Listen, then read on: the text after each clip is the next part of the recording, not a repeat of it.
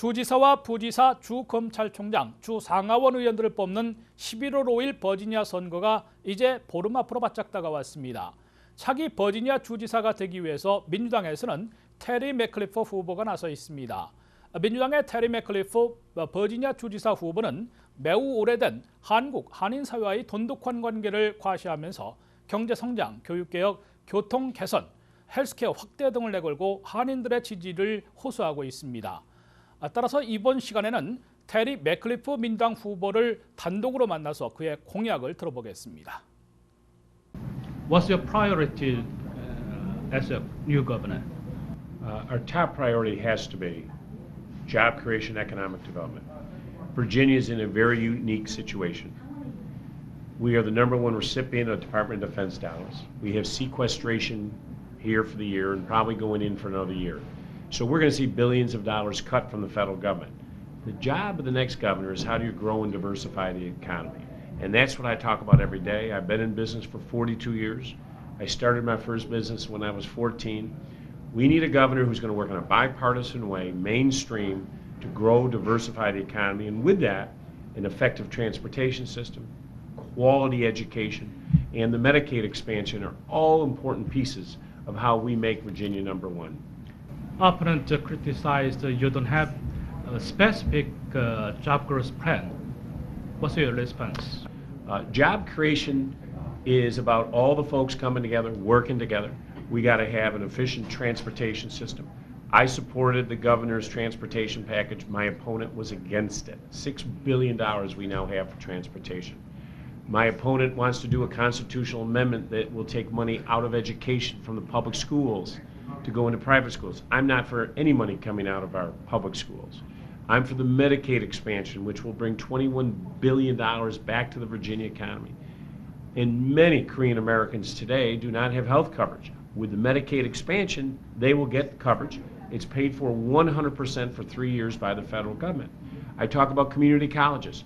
That's how you grow an economy so that a future employer knows that 5, 10, 15, 20 years from today, we're going to have workforce development. That's how you grow and diversify an economy. We have tremendous assets. We have tremendous colleges, universities. We have the deepest port on the East Coast. We have Dulles Airport. But we've got to have all these different pieces working together to have a global economy. Your rival also criticized you could bring the Virginia government shutdown because you will refuse to sign a budget that doesn't include Medicaid expansion. Never have, never would. You don't use a government shutdown as a bargaining chip. In what's going on today, and let's be clear, Ken Cuccinelli's allies, the Tea Party, are the ones who use the government shutdown as a bargaining chip to shut down our government, where thousands of Virginians today are at home not working and not spending money, which is affecting grocery store owners, dry cleaners, gas stations, restaurants, all the way down the economic chain. Now this weekend, Ted Cruz, who is the senator from Texas, who led the government shutdown, senator from Texas, came to Richmond, Virginia, and spoke at an event with Ken Cuccinelli. Ken Cuccinelli had the opportunity to stand up and tell Ted Cruz to stop the government shutdown. He refused to do it. And he refused to do it because he does not want to antagonize his Tea Party allies. I'm saying this today. Stop the government shutdown. Put our people back to work. Do not use the government shutdown as an ideological tool. It's just not. To increase the teacher's salary to improve the public Yes, education. Yes. How much increase, and can you pay for it without the tax hike? And this is a real difference between the two of us. As I say, my opponent has sponsored wants a constitutional amendment to take money out of public schools. I don't support taking money out of our public schools. They're too important. Second, he has proposed a $1.4 billion tax cut per year. He doesn't say how we pay for it. Literally thousands of teachers could be laid off in Virginia if that happened. At a time we should be investing in education, we cannot be cutting teachers. Teacher pay is an important issue. We need our teachers teaching science, technology, engineering, and math earlier.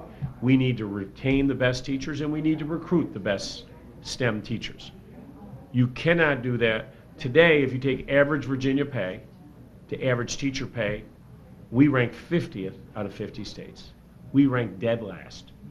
That is very hard to bring the best teachers in.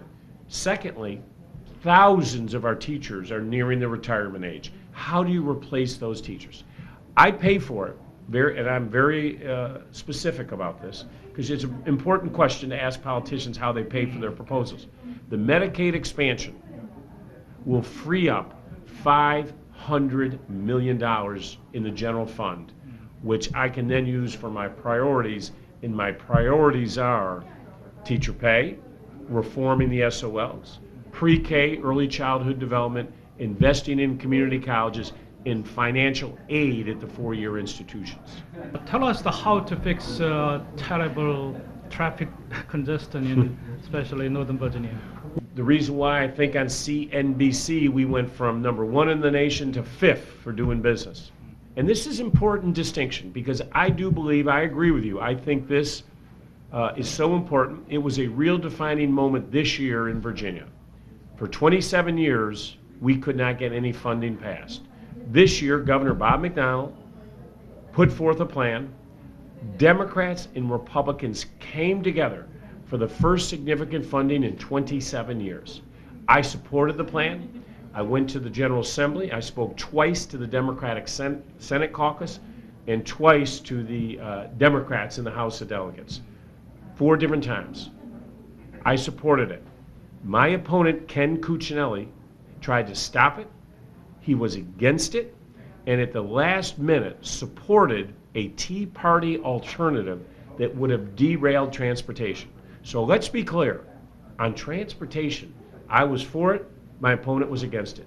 The Silver Line, spectacular. Our metro, which is now going to Dulles Airport and will then go on into Loudoun County. Huge economic development. It gets cars off of roads. My opponent is the only statewide official that was against it. He's against the metro, the Silver Line expansion. He even went as far to say that he would kill the project after it was halfway constructed. You cannot grow an economy unless you can move folks around, because you're right. We're stuck in traffic 67 hours a year. Dorothy, my wife, and I have 5 children. They all play sports. It affects quality of life. It's hard to go see your children play a ball game in the afternoon because it's gridlock. Route 7 used to be great. We don't get on Route 7 after 3 o'clock in the afternoon because traffic is so bad. So I am a governor that's going to focus on easing congestion, economic development pieces. I supported the governor's transportation package. My opponent, Mr. Cuccinelli, was against it. Endorse Konaming Donghae. So what are you going to do for Korean community economically and healthcare, Medicaid expansion or something as a governor? This is probably the single biggest reason to come out and vote on November 5th, because the next governor is really going to determine the Medicaid expansion. I support the Medicaid expansion. Ken Cuccinelli does not. He is willing to forfeit $21 billion of our money and let that go to other states around the country. Thousands of folks would get access. 400,000 Virginians would get access. Many Korean Americans who today, who are watching this show, do not have health coverage, that when the Medicaid expansion goes in, will get health coverage. It's paid for. It's bringing our federal tax dollars back to Virginia to run through our economy and create 33,000 new jobs. So just so your viewers are clear, my opponent doesn't want the $21 billion in Medicaid expansion. He didn't support the $6 billion in transportation. He wants to cut $1.4 billion tax cut out of our budget, which could cause thousands of teachers to be laid off next year. He and his running mate, E.W. Jackson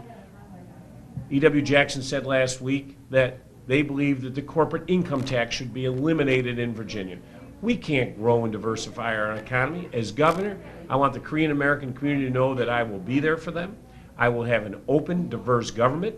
My cabinet appointments and my appointments will reflect the true diversity of Virginia. The Korean American community will have a seat at the table in my administration. I think it's important that diversity reflect all the folks who live in Virginia, so I am excited.